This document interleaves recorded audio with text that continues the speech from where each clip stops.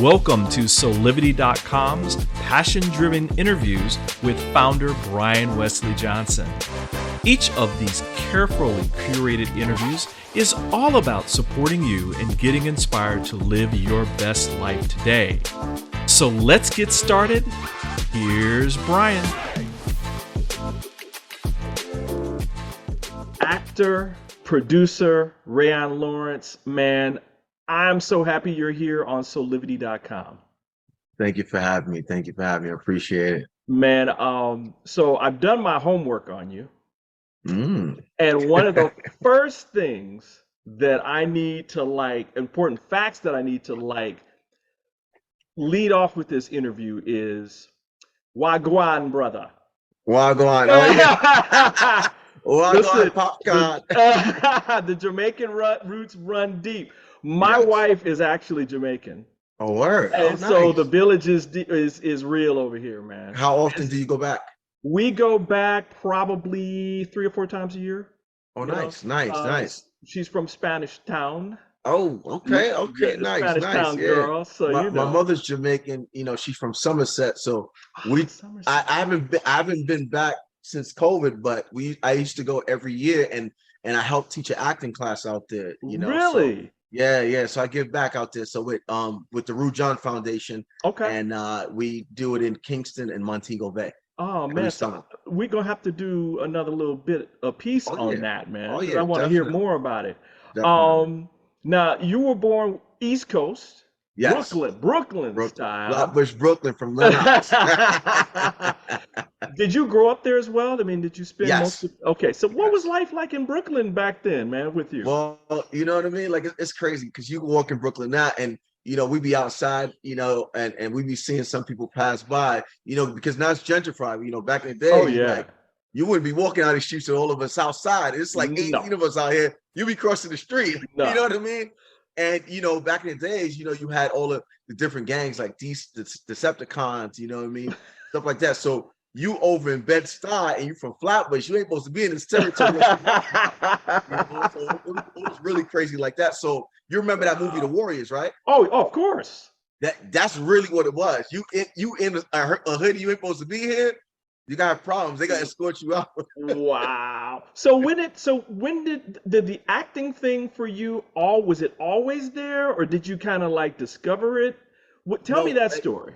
What it was you know, growing up, people would say, "Hey, you have this look. You know, you should try modeling." I was really shy, and at one point, you know, I was, you know, let me take people up on this. I took some regular pictures at King's Plaza in Brooklyn, right? And I looked in the Daily News, and you know, these guys were looking for actors and models, and I said, let me go up there.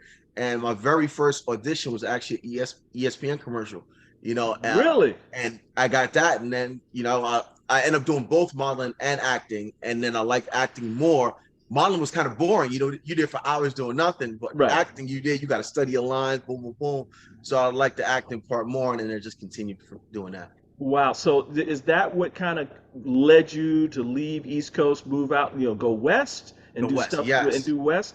Yes. Tell me about that. I mean, tell me how that all kind of transition. Came about. Mm-hmm. So, you know, one of my good friends in the game, China Lane from She's Gotta Have It, you know, you know, I met her in the game, early in the game in New York, and we were mad cool. You know, we booking all this project, that project, and we felt we was quote unquote kind of dominate in the independent world. You know, like, you know, being leads in all these independent movies, these short films, these student films, and felt that we got to take that next step to come out to LA.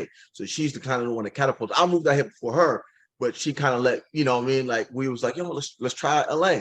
And from then moved to LA, and then, you know, continue to do it. And then you kind of got to start over in LA. You know what I mean? Yeah. All that stuff I was doing in the East Coast, you know, that's nothing out here. You know, and then you kind of literally got to start over. And, you know, I started to you know, to make leeway here and there, and, you know, and yeah, so I'm here today from doing that. Wow. Well, listen, that was a good move, brother, because I mean, you're growing this ever growing, expanding list of great roles. I mean, Magnum PI, House of Pain, Blue Bloods, Underground, FBI, Power. I mean, man, you have been everywhere. I mean, blessed, man, truly blessed. You know, in terms of these roles, Yes.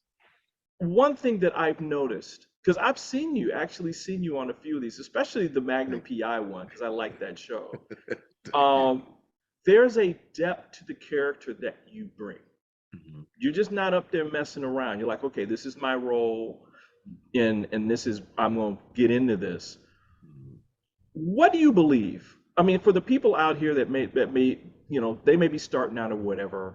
Yeah. What do you believe your role is as an Mhm. actor? May it be small stage, large stage. What do you believe that role is? Being true to the character, Okay. so doing the Okay. proper research, and and I learned that from one of my good coaches, Sheik from Sheik Studios. Just being in the moment, really learn that person. Like, I go through the method acting, so Right. really being in the moment of this character. If I'm playing a cop, how would a cop Right. walk? How would Right. a cop eat? How Right. would a cop talk? You know what I mean? Right. And you try to do that as much as possible on a daily basis as you live your regular life, Right. because you want to kind of live this role as much as you can, because the bigger ones, the Denzels, the Daniel Day-Lewis's, you know what I mean? Mm-hmm. Those guys, do a project maybe once or twice a year, and they do that method, is really be that character and learn how these characters walk, talk, eat, and stuff Wow. like that. So that's kind of just telling the story, being true to the character. Right. I mean, and it comes through because from the Magnum PI role to the role on Blue Bloods to on FBI, when you're there, it's like you're meant to be there, right? I mean, like, yes, I'm here, yeah, and it feels like, I mean, does it feel like to you when you guys that it's kind of clicking, like you guys? Yeah, yeah. Yes, yeah. Especially the talent you work with. Being able to work with the talent that I have, and Right, learning from them, learning from the greats, and just being in their presence, right, is amazing. And learning, just watching them, when I'm on, I may not be in right. this particular scene, and just sitting and watching and looking at what they're doing, and like, oh wow, okay.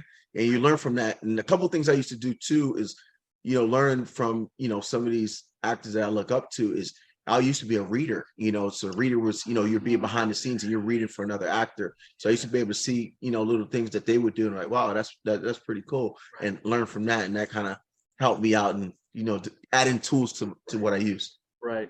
You know, there's one role, well, the Blue Bloods episode Yeah, where I mean, that was pretty deep, man. thank you.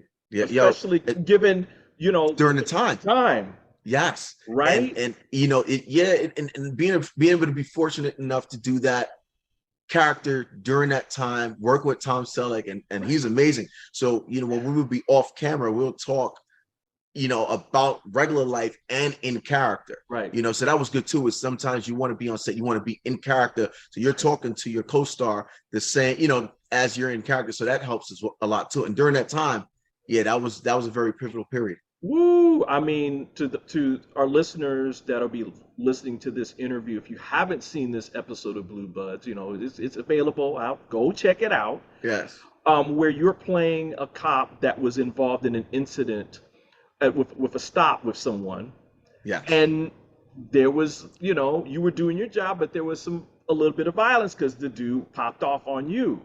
Yeah.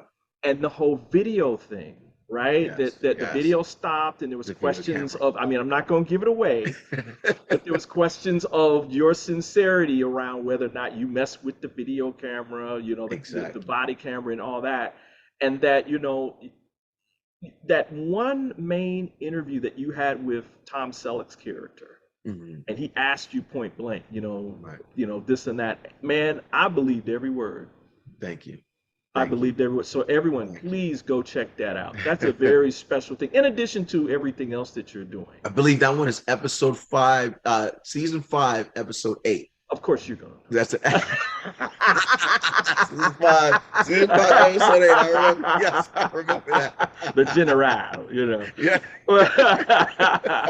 I remember that one. Oh man.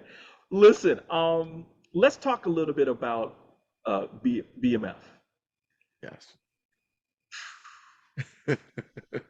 Woo! Starz is bringing it. It's a hit series, everybody. I mean, if you have not checked this out yet, I mean, it's a inspiring true story of these two brothers that created Black Mafia family. I mean, Deep, very, very, very deep. And your role is K9, a Detroit guy, Yeah. you know, coming in on the scene, doing his thing. Yeah. First, how did that role come about? So I auditioned for this role. Ironically, here's the thing. It was funny. It came in, and I was getting prepared actually to go shoot Magnum PI in Toronto. No, not Oh Toronto, man. in Hawaii. In Okay. Hawaii. So I did that audition actually 2 a.m. in the morning. My flight is at 6 o'clock or something like that. And I put it on tape in the morning. And it might have been while I was doing Magnum PI, I got the notice that, hey, you know, they like you. After the new year, you know, they're going to solidify it. But, you know, pretty much Starz is just waiting for the approval. They're waiting for the approval.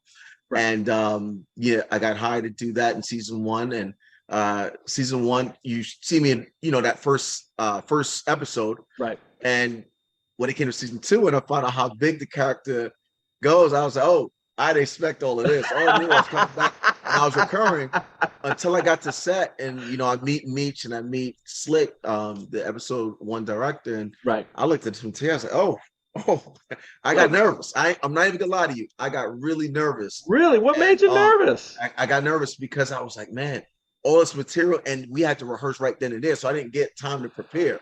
Wow. You know what I mean? Because you know, you couldn't see as much depth in episode 1, so in the first season, so you didn't know. Right. And then until, you know, I got to get with my coach, right? Once I got with my coach, I was like, bro, we got to be on point with this. Like, I need you to work me forever. You know, we need to do this. And you know, so he calmed me down. My close friends calmed me down. I was in a group chat with 18 people. I got it down to 4 of my closest friends, and it was like, hey, I need y'all to stay with me on this. And you know, getting prayers from my sister every day. Friends were saying me prayers every day, and it was, you know, keeping me on course. And yeah, you know, from my first table read, I think that's when I set the tone, was when everybody saw what I was going to bring this season. Oh, okay, this, you know what I mean? Because you had an expectation for K9, but you don't know anything till you actually see me do something. Exactly. And it's special. And the whole, I mean, what the cast and the crew are developing and have developed in this series is something very, very special, man. I mean, and it's been renewed.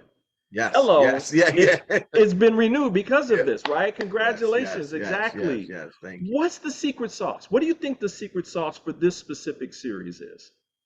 Well, you know, these guys, you know, were known mainly during the Atlanta time, right? Early 2000s. But you know, this story, they're taking it from where they actually come from. So starting with the 80s, and you're seeing what they had to go through and why they went this route. Right. You know, and there was like a big hip hop phenomenon. So now, you know, you see a lot of people out there with the white tees, the big chains, and all the jewelry. That's because of BMF starting that, being in the club, popping bottles. You know, BMF kind of started this thing back in the 2000s. You know, and they took off, and everybody loves the story. And if you take a look at the doc, you see why these guys were so popular. You know, even they were doing what they had to do. They were so popular during that time because of this, and everybody loved BMF. Wow, loved their style, their swag. Well, I mean, K9 got some swag too. K9 got. He got some swag too. I mean, you know, I'm from Detroit. Oh, nice. Oh, that's so you know, I'm watching. I loved it there when I was there. I loved it. Exactly, and so I'm watching you. I'm like, okay, that's it. That's how that. Yes, that's it. And I'm like nodding. Yeah. What do you believe drives him? What do you? I mean, like, because he's serious. I mean, he's serious. I think what drives him is you know, just to have respect for him, you know, and he's ruthless, and you know, he just wants you to have, he wants to trust you. You know, he doesn't let just anybody come, because you know, you'll see in the show that his cousin is his right-hand guy, but he sees Meech, and he sees something in Meech of how you know, how Meech kind of looked like how he came up in the game and how hungry Meech is. You know, so as you see throughout this, you know, through us and me taking him under my wing, you'll see why K9 is the way he is. But it's a matter of, I need you to be in perspective. You need to have respect, you know, and earn the right to be on the streets doing what you got to do. And I think Meech is intrigued by that. Wow. Well, I mean, the character matches the history. You know, I Yes. mean, the Brewster's Projects in Detroit have a long, I mean, going beyond Diana Ross comes from the Brewster Yeah. Projects. YBI Right? was out there. YBI comes YBI is from one of the first. right. And so, I mean, so there's a history there, and so it totally aligns with that character and his seriousness. So I just wanted to get your perspective on, because you're the dude playing him, right? Yes. Yeah. Now, the fans who are going to be listening to this, they're going to want a little something about what's happening in the new season. Of right? course. Yeah. And I know, and I've heard that K9, your character, have some pivotal kind of pieces in the new season. Yes. What little snippets can you give us without giving away what's going to happen? I mean, because you got to keep the suspense, right? Right. Little snippets. Well, as you see in the, I can give you a little snippets because you've seen the trailer. You can see that, if you mess with K9, it's gonna be a problem. You know what I mean? And Right. Brandishing my weapon out, so I'm gonna be the one to pull the trigger. K9's the one. Just know, K9. This is pretty much a plain example. K9 doesn't need anyone to pull the trigger. Right. K9's gonna pull the trigger. Exactly. That's all you need to know. He has no issue doing the job. Right. K9 is his own shooter. Wow. Okay. All right. That gives us a lot. So so the gun is out. The gun is out. Oh man, I can't wait. I can't wait now, man. Listen, one last question for you while we have some time. I always want to give our listeners, a little bit of inspiration, because Soulivity.com is all about passion, purpose, living. I mean, living a passion-filled, purpose-driven life, doing what you love to do. It's obvious this is what you're doing, because this is breeding the success that you have. Thank you. From your perspective, based upon your journey, what are some words of wisdom that you can give people out here that may not have found their passion yet, or are doing it, but they're finding some rough patches? My saying has always been trust the process. So you're going to go through your ups and downs, but if you believe in doing what you're doing, continue to do it, and have those friends. And I'm a man of faith, and find a light in the darkness. I was listening to, I'm a big fan of DMX, God rest his soul, and I was listening to him every day as I was portraying K9, because what DMX was saying, K9 was actually doing this in real life. Exactly. So I say that to say, find something that you're passionate in, and continue to do what you got to do to get there. It's gonna be a tough road, but you got to be able to try to overcome those obstacles. And I continue to do that. In this particular game, in acting world, is very tough, but you got to believe in yourself, believe in your talent. Do the research that you need to do, and whatever you feel you're good at, just continue at it. It's gonna happen. Like Denzel said, a matter of fact, right? If you're around the barbershop enough, you could eventually get a haircut. Right? Exactly. So you do what you got to do enough.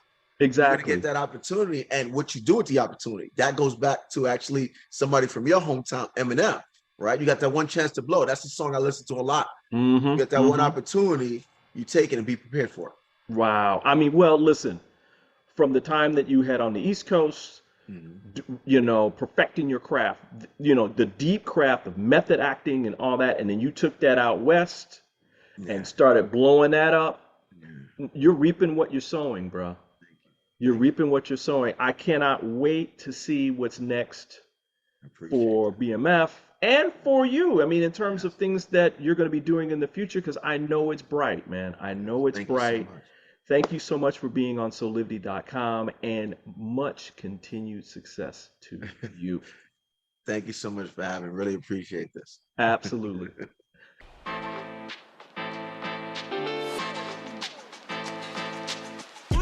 2, 1, go! We want to thank you for watching Soulivity.com's passion-driven interviews with founder Brian Wesley Johnson. From celebrities to best-selling authors, Soulivity.com is all about inspiring you to live your dreams and create your best life today. We invite you to listen to our other fantastic interviews with new ones available every single week. Please also visit Soulivity.com and start your journey toward your passion, your purpose, and higher quality living. See you next time.